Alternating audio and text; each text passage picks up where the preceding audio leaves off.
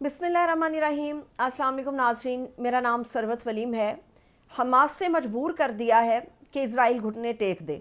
Netanyahu के पास अब घुटने टेकने के अलावा कोई दूसरी वजह बाकी नहीं बची, बावजूद इसके कि अमेरिका ये अनाउंसमेंट कर दे या ऐलान कर दे कि हम $8 बिलियन के ऊपर जो मुहित इमदाद है या हथियार हैं वो इज़राइल को देते हैं। और जो बाइडन इंतज़ामिया ने ये जो ऐलान किया है उसके बाद शायद इज़राइल चाहकर भी दोबारा से अपने पैरों पर खड़ा नहीं हो सकता,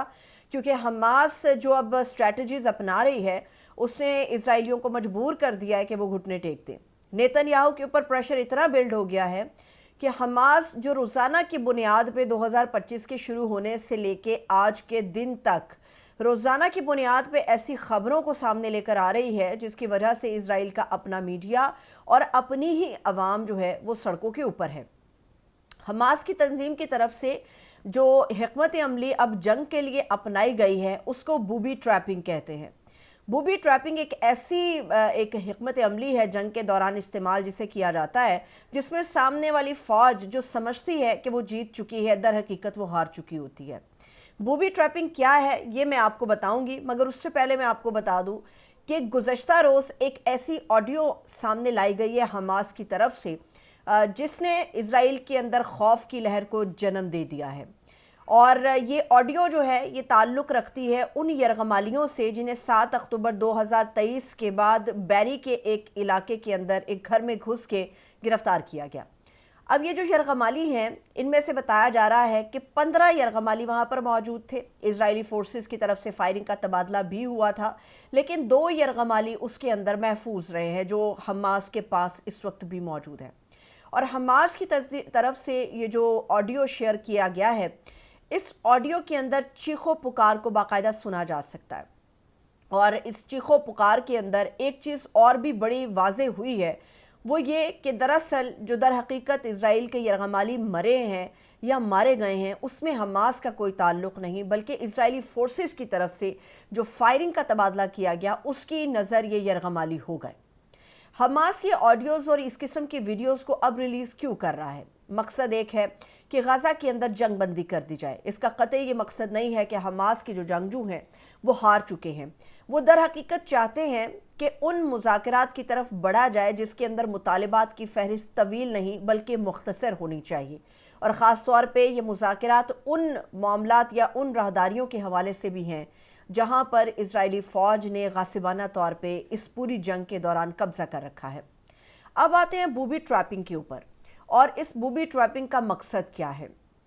जंगों के अंदर ऐसे तमाम इलाके जिन्हें दुश्मन समझता है कि वो फतह याब हो चुका है और वहाँ पे क्लियर ऑपरेशन मुकम्मल कर लिया जाता है, वहाँ पर इस हिकमत अमली को अपनाया जाता है। जैसे कि ख़ास तौर पे अगर आप गाज़ा के हिस्सों को देखें तो बैतुल लाहिया है, जबालिया का कैंप है और दीगर कई ऐसे कैंप हैं जिनके ऊपर इज़राइल का दावा है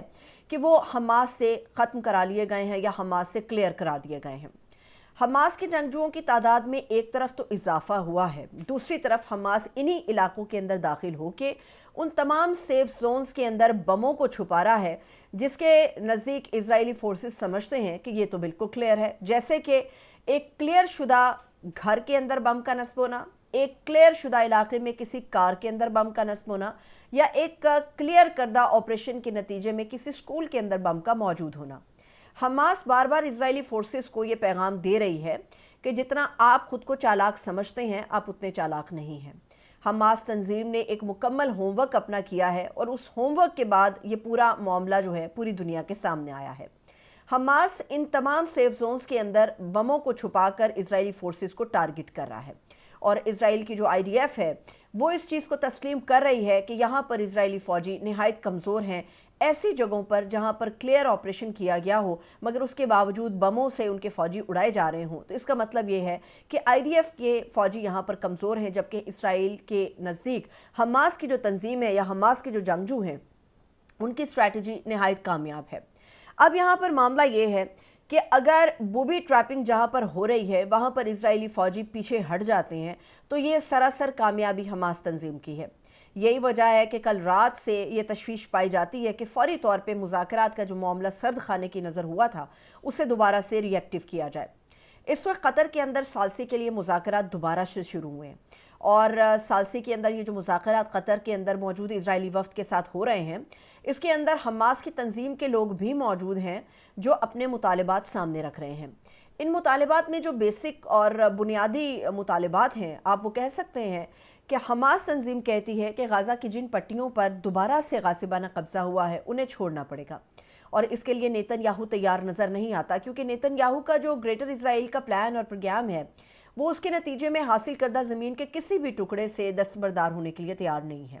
لیکن حماس یہ کہتی ہے کہ وہ راہداریاں جہاں پر غزہ کے مسلمان رہتے تھے، جہاں پر بموں سے ان کو اڑا دیا گیا، اور خاص طور پہ وہ حصے جو غزہ کی حدود کے اندر موجود ہیں ان کو خالی کرنا پڑے گا، اور خالی کرنے کا واحد جو طریقہ کار ہے اس کے اندر یہ ہے کہ آپ کو اپنی توپیں ہٹانی پڑیں گی، آپ کو گولہ بارود ہٹانا پڑے گا، اور سب سے بڑھ کر اسرائیلی جو فوجی وہاں پر کھڑے ہیں ان کو آپ کو ہٹانا پڑے گا، اور اس کا پورا جو کمانڈ اینڈ کنٹرول ہے وہ غزہ کے مسلمانوں اور حماس کی تنظیم کے پاس رہے گا۔ نیتن یاہو اب اس وقت مجبور ہے کہ وہ کیا کرے، کیونکہ اسے نظر آ رہا ہے کہ جس ٹرمپ کی طرف وہ آنکھیں لگائے بیٹھا ہے وہ ٹرمپ جنگوں کے خلاف ہے، اور یہ بھی ہمیں دیکھنا ہے کہ جو بائیڈن کی انتظامیہ نے جاتے جاتے اسرائیل کو جو ہلہ شیری دینے کی کوشش کی ہے اس کے اندر اس نے $8 بلین کا اسلحہ فروخت کرنے کی منظوری دی ہے، لیکن جو بائیڈن انتظامیہ کے صرف چند روز باقی رہ گئے ہیں، اور صرف منظوری یہیں پر نہیں ہے بلکہ جو دونوں ہاؤسز ہیں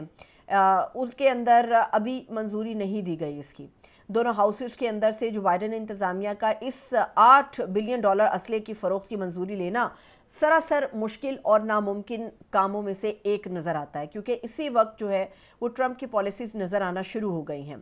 اب جو بائیڈن انتظامیہ کچھ کرے یا نہ کرے، لیکن نیتن یاہو کو اس بات کا اندازہ ہو گیا ہے کہ بغیر مذاکرات کے اس کے پاس کوئی چارہ نہیں ہے۔ پہلے اسرائیلی عوام جو تھی وہ جتھوں کی صورت میں نکل رہی تھی، اور ہر گھر سے ایک فرد تھا جو کہ اپنے پیارے یرغمالیوں کے لیے یا اپنی اولادوں کے لیے احتجاج کر رہا تھا۔ اسرائیل کے اندر جو احتجاج کا ایک نیا طریقہ کار سامنے آیا ہے دیکھنے میں، اس نے حیران کر دیا ہے، کیونکہ اگر کسی گھر کے اندر 15 لوگ موجود ہیں تو وہ کسی دوسرے یرغمالی کے لیے احتجاج نہیں کر رہے، بلکہ وہ اپنے ہی گھر کے فرد کے پلے بورڈز کو اٹھاتے ہیں، پلے کارڈز کو اٹھاتے ہیں، اور اس کی تصویروں کو لے کے نیتن یاہو کے دفتر کے باہر یا پی ایم ہاؤس کے باہر یا پھر ایسی شاہراہیں جو کہ زیادہ تر استعمال میں رہتی ہیں سرکاری لوگوں کے، وہاں پہ پورا خاندان اکٹھا ہو کے صرف اپنے ہی افراد کے لیے احتجاج ریکارڈ کرا رہا ہے۔